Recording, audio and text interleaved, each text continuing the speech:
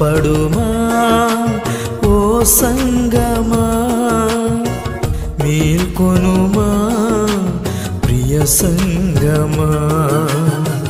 సిద్ధపడుమా ఓ సంగమా, మేల్కొనుమా ప్రియ సంగమా.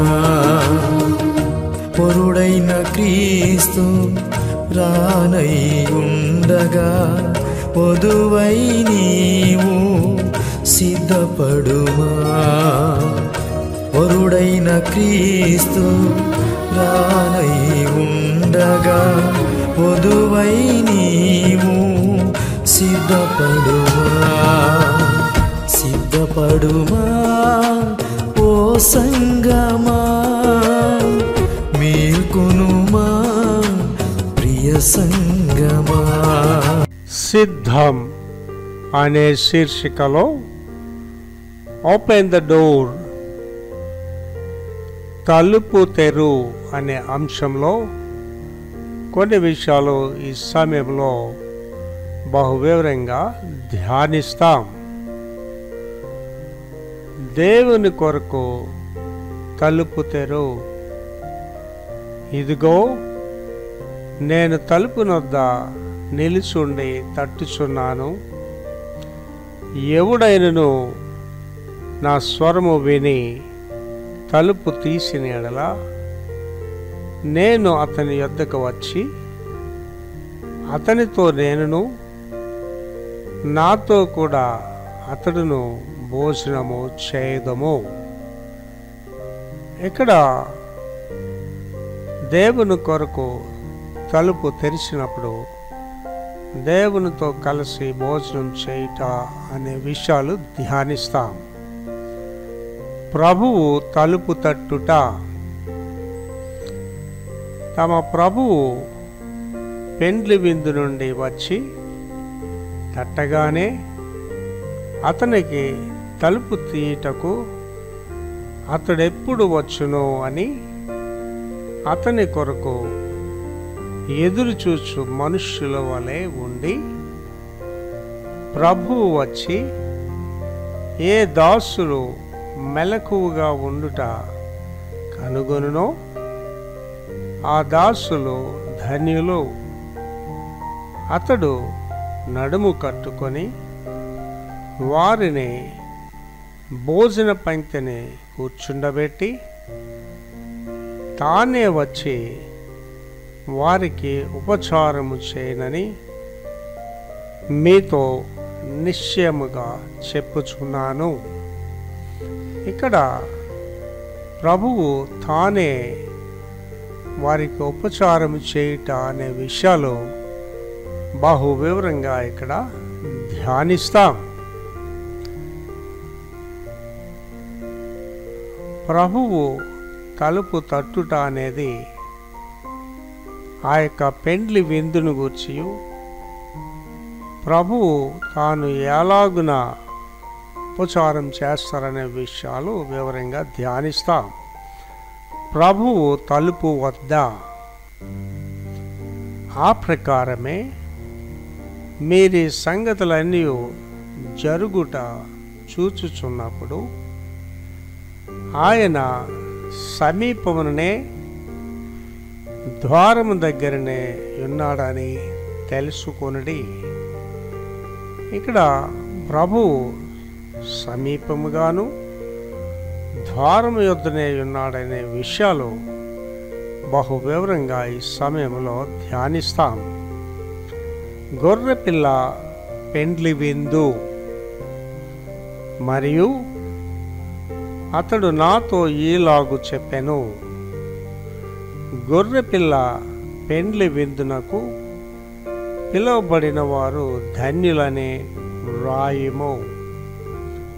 మరియు ఈ మాటలు దేవుని యథార్థమైన మాటలని నాతో చెప్పెను.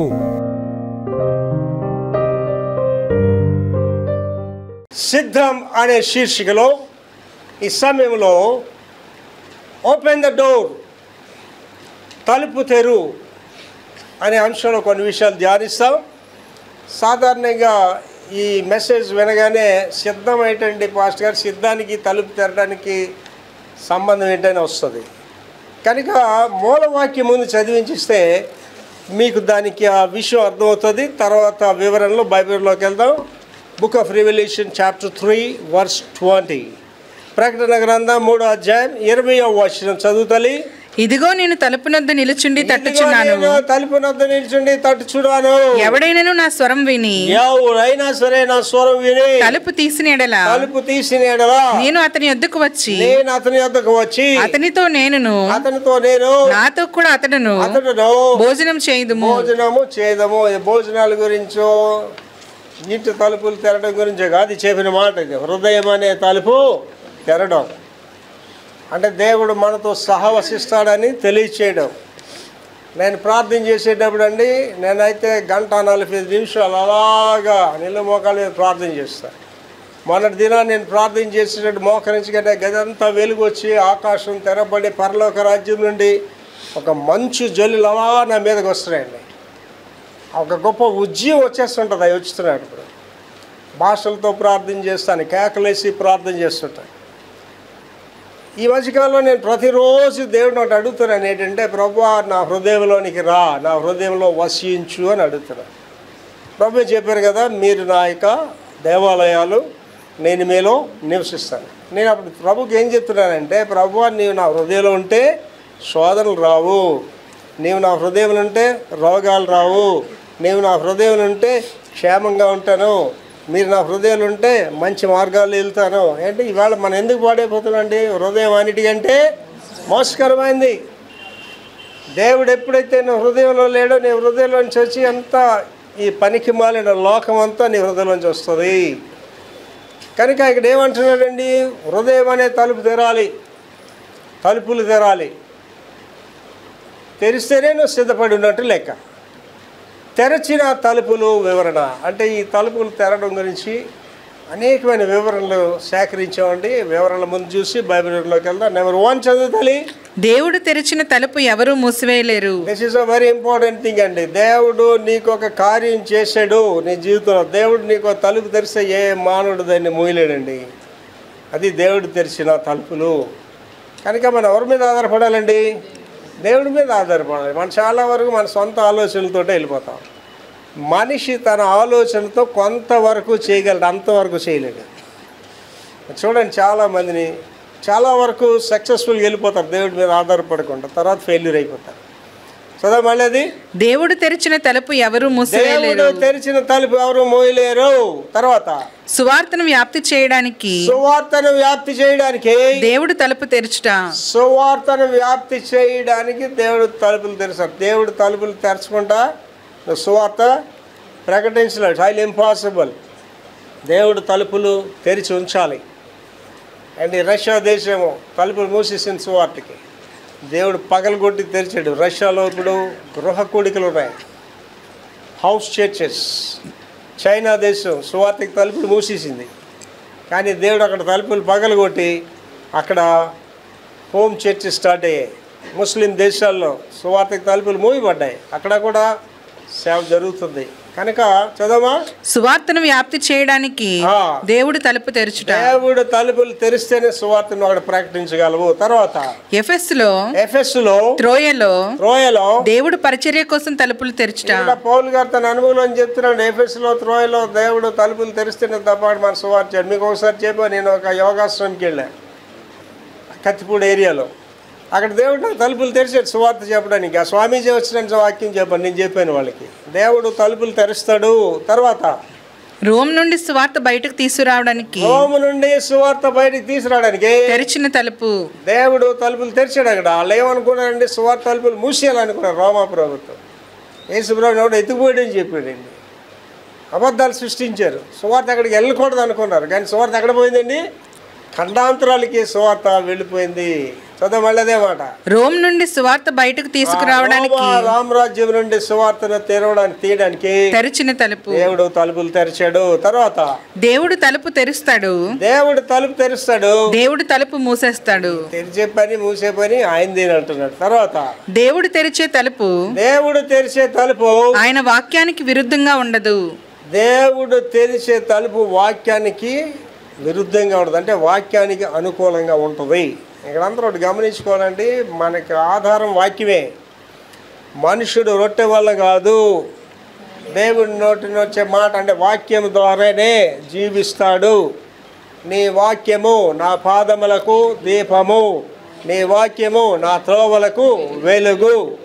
అందుకే వాక్యం చదవాలి, చదవలేని వాళ్ళ వాక్యం వినాలి.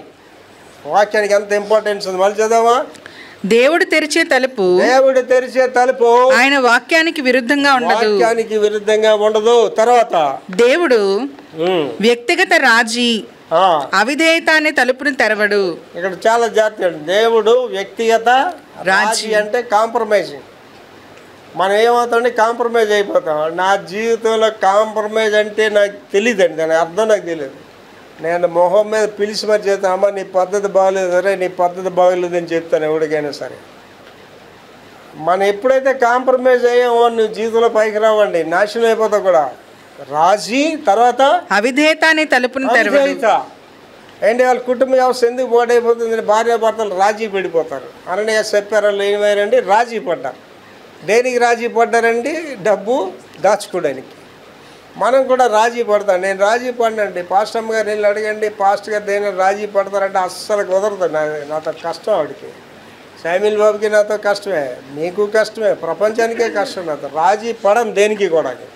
తర్వాత అవిధేయత. అవిధేయత దిట్స్ వెరీ ఇంపార్టెంట్. డిసొబీడియన్స్.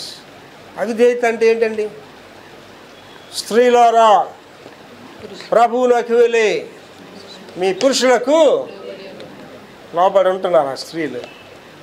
నేను అంటానండి అవిధేయులైన స్త్రీలు అంటాను. అవిధేయత. ఎంతమంది భార్యలు భర్తలకు లోబడి ఉన్నారు. పాస్టర్ గారు వాడు మంచోడైతే నేను లోబడి ఉంటానండి, వాడు పనికి మళ్ళీ సార్ మంచోడు కాదు పాస్టర్ గారు అంటే. అప్పుడు బైబిల్ ఏం రాయాలా, స్త్రీలారా ప్రభువులకు విధేయులైనట్లు మంచి భర్తలకు లోబడి ఉండని రాయాలి కదా. అక్కడ మంచి చెడు తర్వాత తాగుతాడు పాస్టర్ గారు, సాయంత్రం అయితే తాగేస్తాడు పాస్టర్ గారు అంటే అప్పుడు ఏం రాయాలా, తాగుబోతే భర్తలకు మీరు విధేయులు ఉండొద్దని రాయాలి అక్కడ. అంతే కదా, రాస్తుంది. అలాగే అక్కడ ఏం రాస్తుందండి, అక్కడ భర్తలకు నీ సొంత పురుషులకు అది ఎలాంటివాడైనా సరే వాడికి విధేయురాలే ఉన్నాయి. విధేయత అన్నది ఉందా మనకి అక్కడ? పిల్లలు ఇవాళ తల్లిదండ్రులకు విధేయులుగా ఉన్నారా? ఇప్పుడు వచ్చింది పరిస్థితి ఏంటండి, పిల్లలు ఎక్కువ చదివించుకున్నారు అమ్మకంటే. మరి ఇప్పుడు 50,000 జీతం అంటే అమ్మకంటే ఎక్కువే కదా. అమ్మాయి ₹1,00,000 జీతం అనుకోండి. నేను మొన్న ఒక అమ్మాయి గురించి మాట్లాడుతూ వాళ్ళ సమీప బంధువుతో మాట్లాడితే వాడికి ₹1,50,000 జీతం అంటే నేను 2 లక్షలు వాడికి జీతం అని చెప్పి. అండ్ ఒక అమ్మాయికి 2 లక్షల జీతం అంటే అమ్మ దగ్గర వెళ్ళి ఒబీడియంట్గా ఉంటుందా? అమ్మ చెప్పిన మాట అని చెప్తుంది అంతే. అర్థమైందండి, చదవమది. దేవుడు వ్యక్తిగత రాజీ అవిధేయత అనే తలుపుని తెరవడు. అవిధేయత అంటే అంత జీతగాడని తల్లిదండ్రులు తిరగబడతాడా? నువ్వు చదువుకున్న తల్లిదండ్రులు తిరగబడతారా? నువ్వు కలెక్టర్ అయిపోయి మీ అమ్మని గౌరవించవా? లేకపోతే నువ్వు ఎక్కువగా చదువుకున్నాని తల్లిదండ్రులకి మర్యాద ఇవ్వా? అవిధేయత అనేది దేవుడికి ఇష్టం లేదండి. దేవుడికి ఇష్టం లేనిది అవిధేయత అనేది. పిల్లలు తల్లిదండ్రులకి విధేయులుగా ఉండాలి, భార్య భర్తకి విధేయురాలు. నువ్వు చదువుకున్నా, ఉద్యోగం చేస్తున్నా, ఎంత జీతం తెస్తున్నా భర్తకి విధేయురాలు ఉండాలి. భర్తకి ఏ స్త్రీ లోపడదో వాళ్ళు ఏమంటారు తెలుసండి, థియలాజికల్గా బిబిలికల్గా ఆవిడలో జెజబెల్ ఆత్మ ఉన్నదంటారు. ఏ స్త్రీ భర్తకి లోపడదో తిరగబడుతుందో ఆవిడలోని యెజబెల్ ఆత్మ ఉన్నదండి. యెజబెల్ అంటే ఎవరండి? ఆహాబు రాజు భార్య, భ్రష్టురాలు. తన పాడైపోయింది, తన బిడ్డలు కుటుంబం అంతా నాశనం అయిపోయింది. ఆవిడ కూడా భయంకరంగా చనిపోయింది. తర్వాత వాగ్దాన ప్రదేశంకు సువార్త ప్రకటించడానికి తలుపులు తెరచడం. ప్రకటించడానికి తలుపులు తెరచడం. వాగ్దాన ప్రదేశం దేవుడు చెప్పాడు పలానా దగ్గర సువార్త ప్రకటించబడాలి అంటే అక్కడ ఏం చేస్తాడు దేవుడు? తలుపులు తెరుస్తాడు. మేము ఒక విలేజ్కి వెళ్ళాం, ఎస్కోట్కి దగ్గరలో ఉంటుంది ఆ విలేజ్. సువార్త ప్రకటించే ఆ యవనసల టైంలో ఎస్కోట్కి వెళ్ళే ముందు లెఫ్ట్ హ్యాండ్ సైడ్ ఉంటుంది, లోపలికి వెళ్ళాలి. ఆ లోపల ఉంటుంది విలేజ్. అక్కడందరూ కూడా టీచర్లు. ఆ విలేజ్ అంతా కూడా కొప్పలు వెళ్ళాం ఆ విలేజ్ అంతా. సరే వెళ్ళాం, సువార్త ప్రకటించుకొని వచ్చి ఆ ఊరు చివరిని సువార్త ప్రకటిస్తున్నాం. ఆ టైంలో ఆ యొక్క ఎస్కోట్ పాస్ట్ గారు మాట్లాడుతున్నారు. నేనే లీడర్. నాకు ఎస్కోట్ పాస్టర్ మాట్లాడుతుంటే 10 మంది కర్రలు పట్టుకొని కుర్రోళ్ళు వచ్చారండి ఊర్లో. వచ్చేసి ఆ పాస్టర్ని ఆపరా అనండి. ఆయన ఉండిపోతాడు, అయ్యగారు భయం వేస్తుందండి, అయ్యగారు భయం వేస్తుందండి. సరే ఆపిరా అని చెప్పి ఆపేసారు. మా పిల్లలందరికీ చెప్పాను, తరతరాలలో యుగాలు పాట పాడంటారు అని చెప్పి వాళ్ళు పాడారు. ఆ కుర్రలు అందరూ అక్కడ ఉన్నారు కర్రలు పట్టుకొని. నేను చిన్న ప్రార్థన చేసుకున్నాను, ప్రభు వీళ్ళని కొట్టినా పర్లేదు అని నా సాక్ష్యం చెప్తాను ప్రభు అని చిన్న ప్రార్థన చేసుకున్నా. ఆ పాట అవగానే నా సాక్ష్యం చెప్పాను. నేను doctor V S Krishna government arts and college science college చదివే నేను. ఒకరోజు మా ప్రిన్సిపాల్ నన్ను పిలిచి ఆఫీస్కి పిలిచి, సార్ కాఫీ తాగుతారా అన్నాడు. వద్దు సార్. కూర్చోండి సార్ అన్నాడు. వద్దు సార్, విషయం ఏంటో చెప్పండి సార్ అన్నాను. ఒరే వెధవా, నువ్వు నా స్టూడెంట్ అందుకు సిగ్గుపడుతున్నాను రా అన్నాడు. అంత అల్లరోడు నేను, అంత పనికి మళ్ళీ దేవుడు నన్ను ఇవాళ మార్చి ఆయన మహిమ రాజ్యానికి వారసుడిగా నన్ను జీవింపజేస్తున్నాడు. ఇవాళ నేను చనిపోతే దేవుని రాజ్యానికి వెళ్తానని నిశ్చయిత కలిగి ఉన్నా. మీరందరూ కూడా అటువంటి నిశ్చయిత కలిగి ఉన్నారా? ఆయన ప్రశ్న వేసి మీ అందరూ ప్రార్థన చేసి ఎవడైతే ఆపన్నాడో వాడిని పిలిచి ప్రార్థన చేశాను. ఆ విలేజ్ దాటి వచ్చేసామండి. 1 year నేను ఆ విలేజ్ గురించి ప్రార్థన చేశాను. 1 year నేను ప్రార్థన చేసి మరలా అదే విలేజ్కి వెళ్ళానండి. నాకు ప్రార్థనలో పట్టుదల ఎక్కువ అండి. ప్రార్థనలో చాలా దృఢంగా ఉంటాను. ఇవాళ అయితే ప్రార్థనలో ఇంకా దృఢంగా ఉంటాను. నేను ప్రార్థన చేస్తే ప్రభు స్వరం నాకు కనిపిస్తుంది, పరిశుద్ధులు కనిపిస్తారు, దేవదూతలు కనిపిస్తారు. నేను ప్రార్థన చేసే ఫలాలు చూస్తుంటాను. 1 year తర్వాత మేము వెళ్ళగానే విలేజ్కి ఎవడైతే అధికారులు పట్టుకొని వచ్చారో, ఎవడైతే ఆపని చెప్పాడో ఆడు నాకు ఎదురుగా వస్తున్నాడు. థియేటర్ బాబు ఇటు ఎదురుగా వస్తున్నాడు, గొడవ ఆడుతాడేమో అని కనుక చూస్తుంటే, అయ్యగారు రండి రండి మా గ్రామంలో ఇంటింటికి వెళ్ళి సువార్త చెప్పండి అన్నాడండి. నాకు ఎంత ఆశ్చర్యం అనిపించింది. చూసారండి, 1 yearలో అక్కడ దేవుడు ఏం చేశాడండి, మాకు తలుపులు తెరిచాడు. ఆ ఇంటింటికి వెళ్ళి సువార్త ప్రకటించామండి. చాలామంది మేము సేవకెళ్ళి దెబ్బలు తిన్నాం ఇలా చెప్తారు కానీ కారణం ఒకటేనండి, ఏంటంటే ప్రార్థనా జీవితం లేకపోవడం అండి. నువ్వు వెళ్ళి అక్కడ సువార్త ప్రకటించడం కాదు, ఇక్కడ ప్రసంగం చేయడం కాదండి. ఈ ప్రసంగానికి ఎంత ప్రార్థన చేసావు, ఆ సువార్త ప్రకటించడానికి ఎంత ప్రార్థన చేసావు, నీ బిడ్డల గురించి ఎంత ప్రార్థన చేసావు. Prayer changes things. ప్రార్థన అనేది నీ స్థితిగతులను మార్చేస్తుందండి. ఇవాళ ఏంటంటే ప్రార్థనా జీవితం ఉండదు. దేవుడు నాకు చేసేయాలి, అద్భుతాలు చేశాడు. ఎందుకు చేస్తాడు నీ జీవితంలో అద్భుతాలు? విక్టర్ ప్రభాకర్కి ఇచ్చిందే నీకు ఇవ్వడా? ఎందుకు నువ్వు దిక్కుమాలినోడుగా దిక్కుమాలినానికి ఇతరుల సాయం గురించి చూస్తున్నావు? కారణం ఏంటంటే దేవుడి మీద ఆధారపడలేదు, ప్రార్థనా జీవితం నీకు లేదు. తర్వాత దేవుడు తెరిచిన తలుపును ఎవరు మూసివేయరు. ఎవడు మూయలేడండి. నా జీవితంలో అది లిటరల్గా నేను అనుభవించానండి. దేవుడు నేను వెళ్ళాడు దేశాలకు వెళ్ళినప్పుడు, దేవుడు నాకు తలుపులు తెరిచినప్పుడు ఎవడు దాన్ని మూయలేడండి. It's highly impossible. కనుక దేవుడు తలుపులు తెరాలని ఆలోచన కలిగి ఉండాలి. తర్వాత ఏం చేస్తున్నాడు చూడండి, దేవుడు మూసిన తలుపును ఒకవేళ దేవుడు తలుపు మూసాడు అనుకోండి, ఎవరు తెరవలేరు. దేవుడు నీకు ఇవ్వబోతండి, ప్రపంచం అంతా ఏకమైన నీకు ఎవడే ఇవ్వలేడండి. God must give you. దేవుడు ఇవ్వాలి అంతే. నా జీవితంలో అలాంటి దండిగా నేను చూశానండి. నాకు అవసరమైనప్పుడు దేవుడు మనుషులు పంపించి ఏలియాకి ఎలా కాకుల ద్వారా పోషించాడు, అలాంటి కాకులు మనుషులతో నాకు సహాయం చేశాడండి దేవుడు. తర్వాత దేవుడు అద్వితీయమైన అవకాశాలకు తలుపు తెరుస్తాడు. అద్వితీయం అంటే రెండోది కానిది అనమాట. అంటే ఒకటే, 1 stage.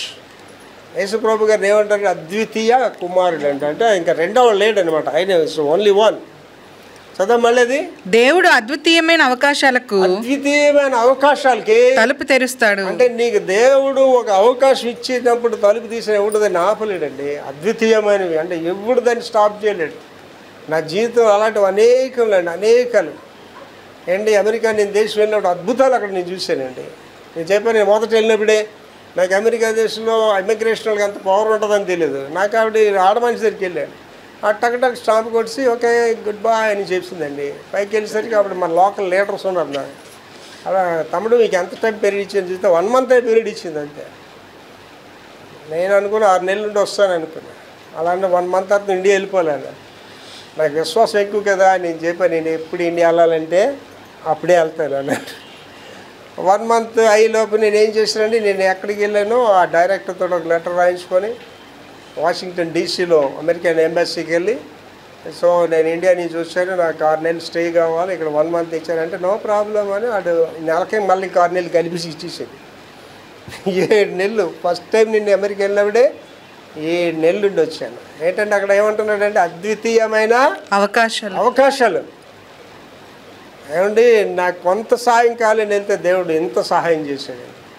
ఈవేళకి కూడానండి నేను ఏది అడిగినా దేవుడు నాకు ఇస్తుంటాడు. నా జీవితంలో జరగవలసింది ఒకటే అద్భుతమైన ఆశ్చర్యకరమైన దేవాలయం కావాలి. ఏమండి ఇవాళ మన చర్చిలో 1000 మంది సభ్యులు ఉన్నారంటే 10 మంది 20 మందితో సంఘాలు నడుస్తుంటాయండి. మనుషులే రారు గుడికి. నాకు మనుషుల గురించి అసలు ఆలోచన ఉండదండి. ఏం కాకుండా నేను మనుషుల్ని సంపాదిస్తానండి. వద్దంటే వస్తుంటారు మన దగ్గర మనుషులు. అండి నేను దినాన్ని మీ ప్రయాణం వెళ్తున్నప్పుడు నాకు ఒక ఆశ ఉంది. ఏంటంటే కొమ్మాది ఏరియాలో ఒక బ్రాంచ్ చర్చ్ పెట్టాలని. కారణం ఏంటంటే మన 10 ఫ్యామిలీస్ ఉన్నాయి.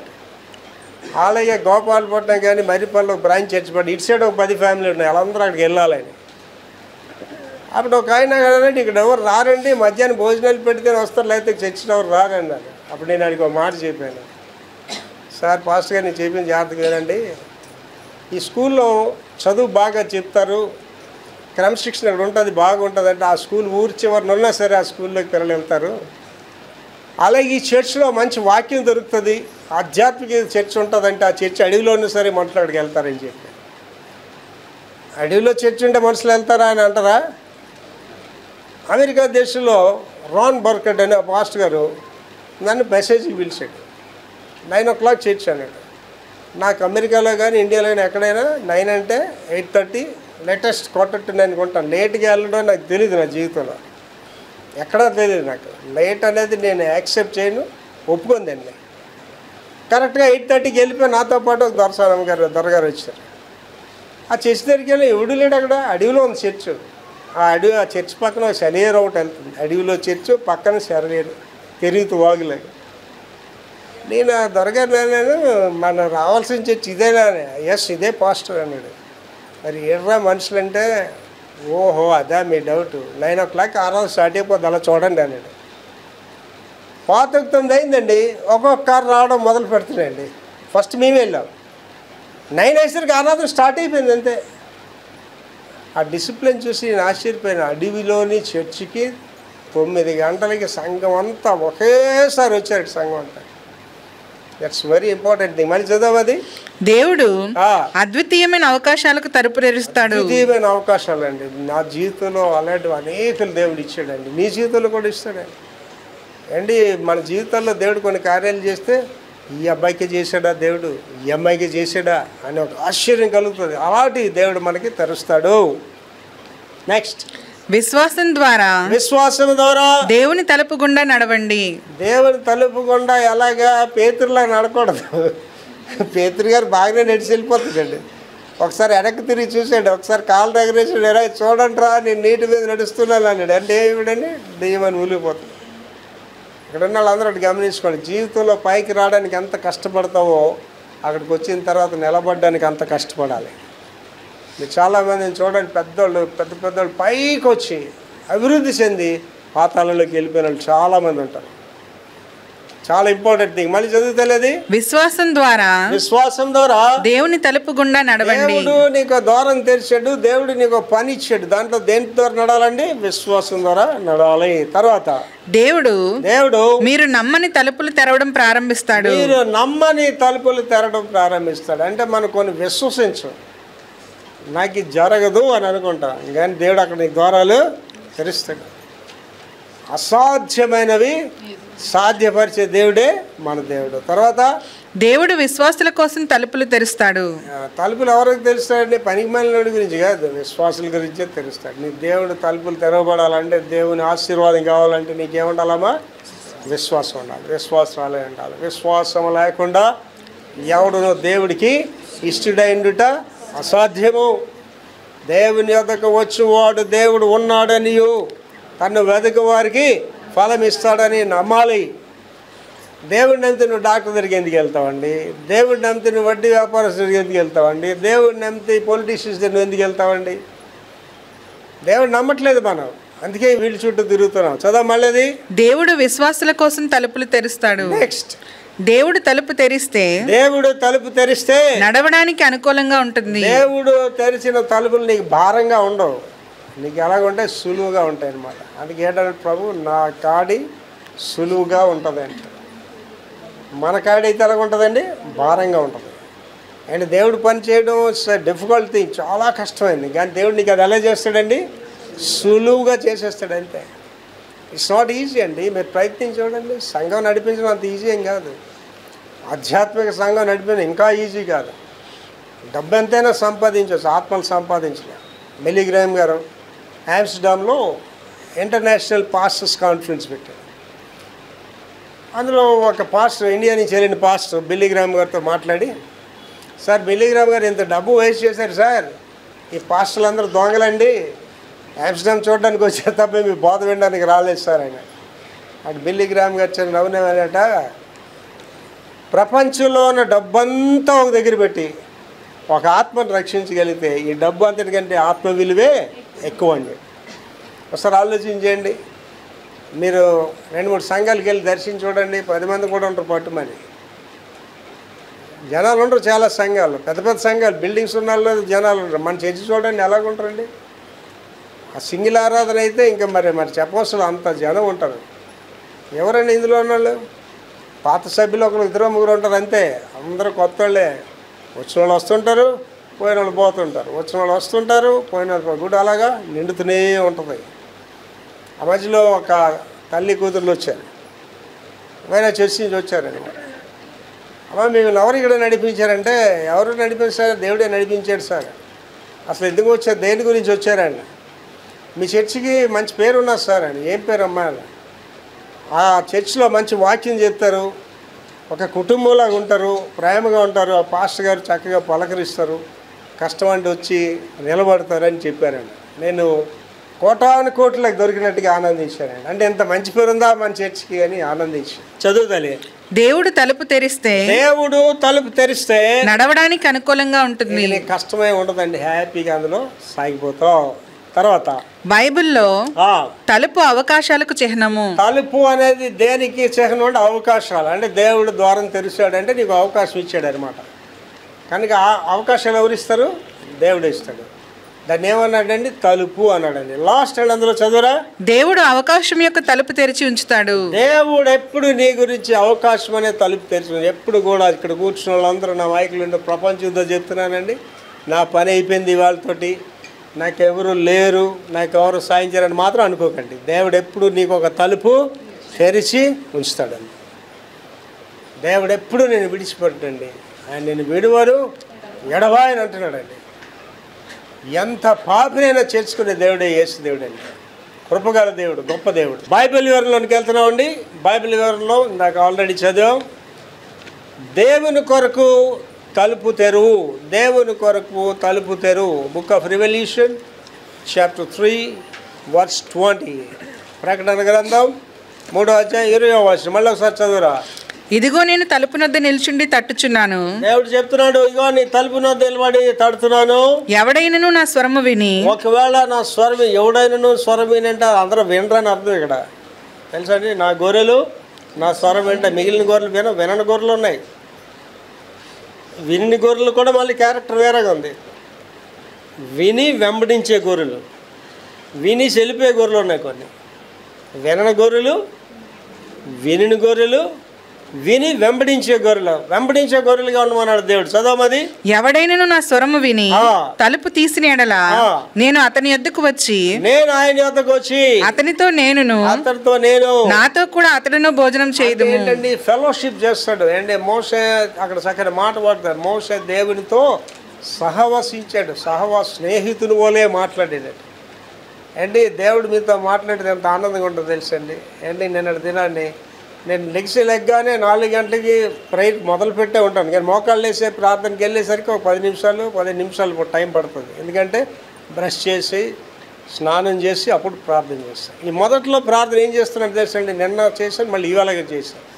ప్రభా నేను ఆశిస్తున్న పెద్ద దేవాలయం ఇవ్వకపోయినా నాకు పర్వాలేదు, నేను ఆశిస్తున్న గంటలు ఇవ్వకపోయినా పర్వాలేదు, నన్ను మాత్రం మీ సన్నిధిలో తోసేయద్దు ప్రభు, మీ సేవలో వాడుకో, అది నాకు చాలు. ఇవే ఉన్నా లేకపోయినా పర్లేదు. అది వెంటనే నాలుగు ఒక పాట వచ్చేసింది, the world is not my home. ఈ లోకం నా ఇల్లు కాదు. అంటే పెద్ద బిల్డింగ్లు ఉంటే బిల్డింగ్లు అవ్వడానికి పట్టుకెళ్తాడండి, ఏమో పట్టుకెళ్ళి అన్నీ వదిలేసి వెళ్ళిపోవాలి.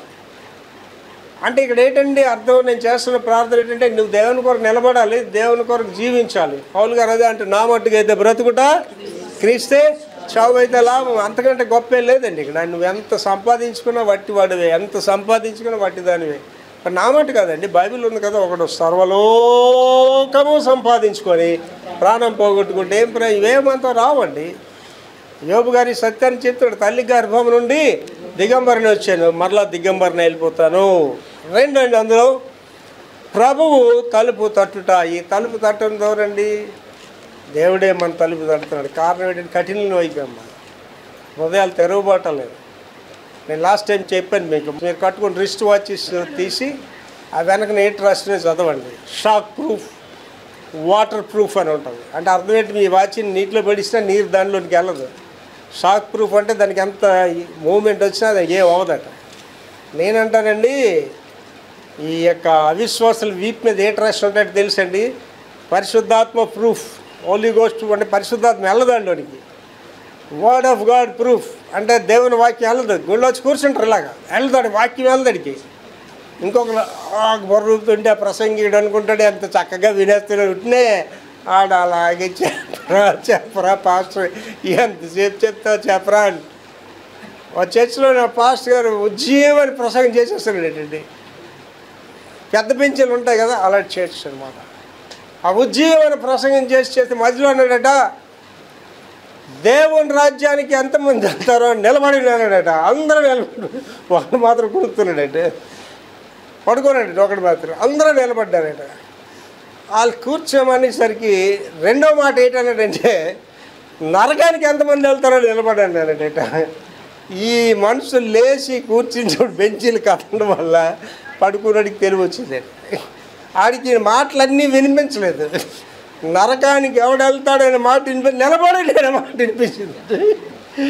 తక్కువమంది నిలబడాడట, అందరూ అడిగే చూస్తున్నారట.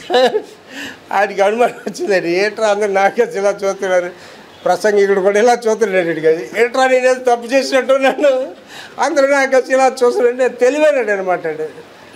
వెంటనే అలా చూస్తున్నాడు ప్రసంగికుడు, ఏంటి మాట్లాడతాడు నెక్స్ట్ అని. ఆవిడ ప్రసంగికుడు అన్నాడట, నాయన ఎందుకు నిలబడ్డాను ఆడికి ఎంత తెలియదండి వచ్చాడు, ఎంత సమయస్ఫూర్తి. అప్పుడు ఆయన ఏడన్నాడు, మీరు నిలబడ్డారు కాబట్టి నేను నిలబడ్డా. అంటే అర్థం ఏంటంటే, ఒరే ప్రసంగికుడు నువ్వు నరకాన్ని పోతావురా, నేను నరకాన్ని పోతాను అన్నాడు. చూసారండి, అలాంటి వాళ్ళు ఉంటారు. ప్రభు తలుపు తట్టుట, దేవుడు తలుపు తట్టుతున్నాడు. దీనికి ఇంకొకటి ఉంటుందండి, మీరు తలుపు తట్టడం గురించి ఫోటోలు చూస్తుంటారు, అక్కడ క్యాలెండర్స్ మీద అక్కడ ఉంటాయి. యేసు ప్రభు గారు ఇలా తలుపు తడుతుంటారు. ఒక చిత్రకారుడు వెరైటీగా వేసాడట బొమ్మ. ఆ బొమ్మను వెరైటీగా ఎలా వేసాడట, ఈ లోపల నుంచి యేసు ప్రభు గారు తలుపు కొడుతున్నారట. లోపల నుంచి తలుపు కొడే, తీయండ్రా పైకి వస్తారు, తీయండ్రా పైకి వస్తారండి. అంటే ఏం చేశారట, యేసు ప్రభు లోపల పెట్టి తలుపు వేస్తారట, లోపల ఉండి పైకి రావద్దనేసి. ఇవాళ చాలామంది జీవితాలు కూడా అలాగే ఉంటాయి, ప్రభుని పైకి రానివ్వరు.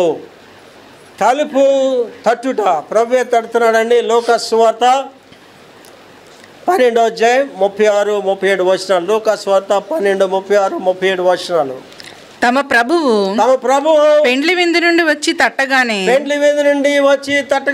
అతనికి తలుపు తీయడానికి అతడు ఎప్పుడు వచ్చును అని అతని కొరకు ఎదురుచూచు మనుషుల వలె ఉండుడి.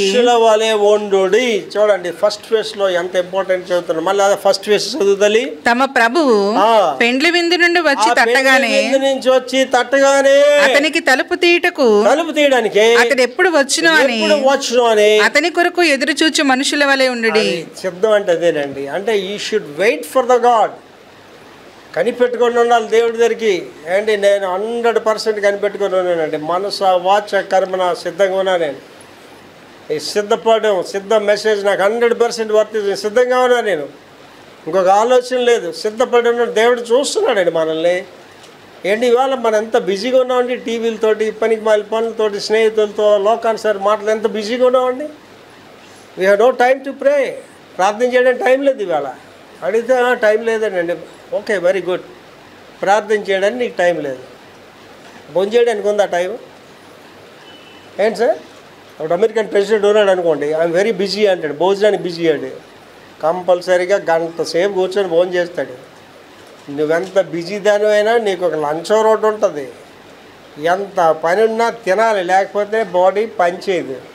అంతకంటే అమూల్యమైనది ప్రార్థన. ప్రార్థన ఎప్పుడైతే లేవు ఆధ్యాత్మికంగా చచ్చిపోతావు, డెడ్ పర్సన్ అయిపోతుంది ఆధ్యాత్మికంగా. కనుక ప్రార్థన అనేది చాలా ఇంపార్టెంట్, సిద్ధపాటు అనేది చాలా ఇంపార్టెంట్. తర్వాత ప్రభువు వచ్చి ఏ దాసులు మెలకుగా ఉండుట కనుగొనును. అంటే ప్రభు కనుగొంటాడు. దొంగలవడో దొరలవడో ప్రభుకి తెలుసండి. మన నటన ఎక్కడ మనం చేయొచ్చు. ఇప్పుడు నేను ఉన్నాను అనుకోండి, మీరు ఒక మంచి పాస్టర్గా నటించవచ్చు. నేను దొంగ పాస్టర్ మంచి పాస్టర్ దేవుడికి తెలుసు. అదే నేను రోజు చేస్తున్న ప్రార్థన కూడా అదే. Lord, I want to be transparent in front of you. నీ ఎదుట నేను స్పష్టంగా ఉండాలి ప్రభువా. At same time I want to be transparent in front of the people. ప్రజల ఎదురుగా నేను స్పష్టంగా ఉండాలి. మొన్నటి దినాన్ని నాకు నా పాత స్నేహితుడు ఫోన్ చేసి వాడి జీవితంలో సమస్యలు అన్నీ చెప్తున్నాడు. అన్నీ మాట్లాడిన తర్వాత నా ప్రార్థనా జీవితంలో అనుభవాలు చెప్తుంటే, వాడు నీ మెసేజ్లు విన్నాను, ఒరే నీ మెసేజ్లో ఒక మాట వాడేవరా నువ్వు అన్నాడు. ఏంట్రా అని. నేను దేవుని రాజ్యం కొరకు నపుంసకుడిగా మార్చబడ్డాననే మాట వాడేవరా, నాకు భయం వేసింది ఆ మాట విన్న తర్వాత అని అన్నాడు. అప్పుడేమన్నాడు తెలుసండి ఆ స్నేహితుడు, అరే నిన్ను చూస్తుంటే నీ మెసేజ్ వింటుంటే ఆ పద్మత దేశంలోనే యోహాను జ్ఞాపకం వస్తున్నాడు రాలేడండి. ఎంత గొప్ప సాక్షి ఉండేది మన గురించి. అలాగే ఇంకొక పెద్ద పాస్టర్ అండి నా గురించి ఏంటి చెప్తున్నాడు అంటే, నాకు కాదు ప్రజలకు చెప్తున్నాడు ఆయన. విశాఖపట్నంలో కాపురున్నాడు, మీరు 60 సంవత్సరాలు వచ్చి 70 సంవత్సరాలు బాధపడిపోతున్నారు. ఆ విశాఖపట్నంలో reverend doctor pastor Victor Prabhakar pastor ఉన్నాడు. ఆయన అంటున్నాడు, నేను 70 సంవత్సరాలు కూడా ఇంకొక 50 సంవత్సరాలు బ్రతుకుతానని చెప్తున్నాడు అన్నాడండి. దానికి ఇంకొక పాస్టర్ అనకాపల్లి నుంచి ఒక పెద్ద పాస్టర్ గారు ఆయన ఏంటి రాశారంటే, అయ్యగారు మా చర్చిల్లో మా యొక్క సహవాసాల్లో మా పాస్టర్ల కూడికలో మీ గురించి రోజు చెప్పుకుంటున్నాడు అన్నాడండి. నేను దేవుడిని ఏంటి అడుగుతున్నాను తెలుసండి ఈ మధ్యకాలంలో, ప్రభా ఏలియా మీ వంటి మానవ స్వభావం గలవాడే, ఆయన ప్రార్థించేగా 3.5 సంవత్సరాలు వర్షం కొరలేదని చెప్పారు కదా, అది గతం ప్రభా. నేను ఏటి కోరుకుంటున్నాను తెలుసా ప్రభా, విక్టర్ ప్రభాకర్ మీలాంటి మానవ స్వభావం కలిగిన వాడే, దేవుడు ఆయన ద్వారా అద్భుతాలు చేశాడని ప్రజలు చెప్పాలి ప్రభా అని అడుగుతున్నాను దేవుడు. నేను చేస్తాడు దేవుడు. ఆల్రెడీ స్టార్ట్ అయిందండి. ఈవేళ మీ పాస్టర్ గారి గురించి ఎవరో చెప్పుకుంటున్నారండి, ఎవరో చెప్పుకుంటున్నారు. ఒక గొప్ప ఆయన అక్కడ ఉన్నాడు, బీపీ ఉంటే ప్రసవం చేయడానికి పాస్టర్ గారు ఒకడు ఉన్నాడు, ఆయనే విక్టర్ ప్రభాకర్ అని చెప్తున్నాడు. ఎంత గొప్ప సాక్షి ఉండే ఒకసారి ఆలోచించారు. రోగాలుంటే ప్రసంగం చేయని చెప్తున్నాడు, ఆయన విక్టర్ ప్రభాకర్ అని చెప్తున్నాడు. ఏమండి, చిన్నప్పుడు ఒక పద్యం నేర్చుకున్నాను, పుట్టలోన చెదలు పుట్టవా గిట్టవా అంటాడు. చెదల్లాగా పుట్టి చచ్చిపోయి అందరిలాగా పుట్టి చచ్చిపోతే మీ జీవితానికి విలువ లేదు తల్లి. నేను చెప్తాను, you must be special. Mother Teresa 4 అడుగులే, అందమైన పిల్ల కూడా కాదు, 4 అడుగులు, చదువు లేదు. కానీ ప్రపంచంలో మదర్ తెరీసా అంటే తెలియనివాడు కూడా లేడు.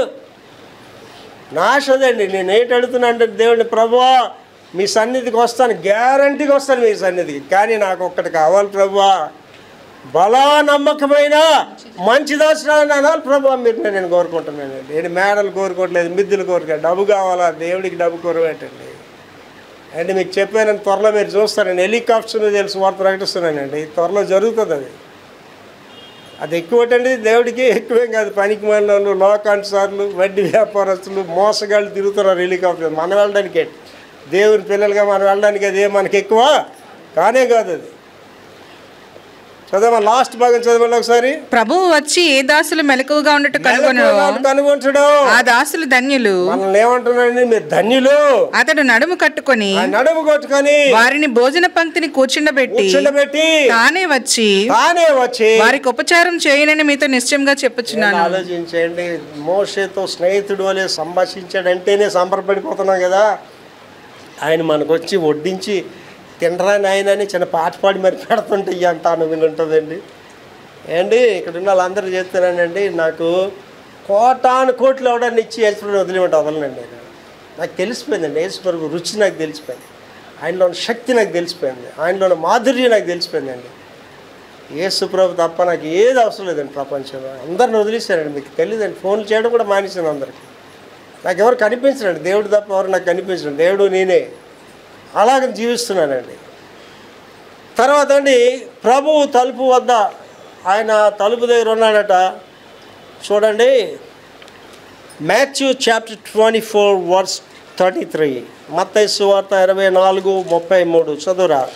ఆ ప్రకారమే మీరు ఈ సంగతులన్నీ జరుగుట చూచినప్పుడు, ఇవన్నీ జరుగుతున్నవన్నీ చూసినప్పుడు ఆయన సమీపంలోనే, దేవుడు సమీపంలోనే, ద్వారం దగ్గరనే ఉన్నాడని తెలుసుకోండి. ఇవన్నీ ఎందుకు చెప్తున్నాడంటే ప్రభు రాకడా చాలా సమీపంలో ఉంటుంది. నీ డిగ్రీలు నీతో రావు, నీ ఉద్యోగం నీతో రాదు, నీ వ్యాపారం నీతో రాదు, నీ మేడలు మిద్దులు నీతో రావండి. Count your time. దావీదు అంటాడు, దేవా నా దినములు లెక్కించుకుంటా. నువ్వు పని చేసుకోవచ్చు, చదువుతుండొచ్చు, ఏమైనా చేస్తుండొచ్చు, కానీ ఎవ్రీ మినిట్ ఈజ్ వాల్యుబుల్. ఈరోజు వెళ్ళిపోతే మళ్ళీ నీకు ఆ రోజు రాదండి. దేవుని కొరకు ఏం చేశావు 24 గంటలు?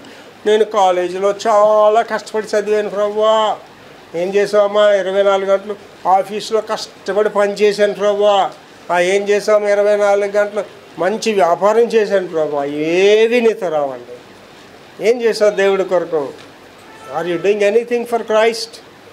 దేవుడి గురించి ఏమైనా చేస్తున్నావా? సిద్ధపాటు కలిగి ఉన్నావా? Important question. లాస్ట్ అండి, గొర్రెపిల్ల పెండ్లు విందు. గొర్రెపిల్ల పెండ్లు విందు, book of revelation chapter 19 verse 9. Book of revelation chapter 19 verse 9 చదవమా. మరియు అతడు నాతో ఇలాగ చెప్పెను, గొర్రెపిల్ల పెండ్లి విందుకు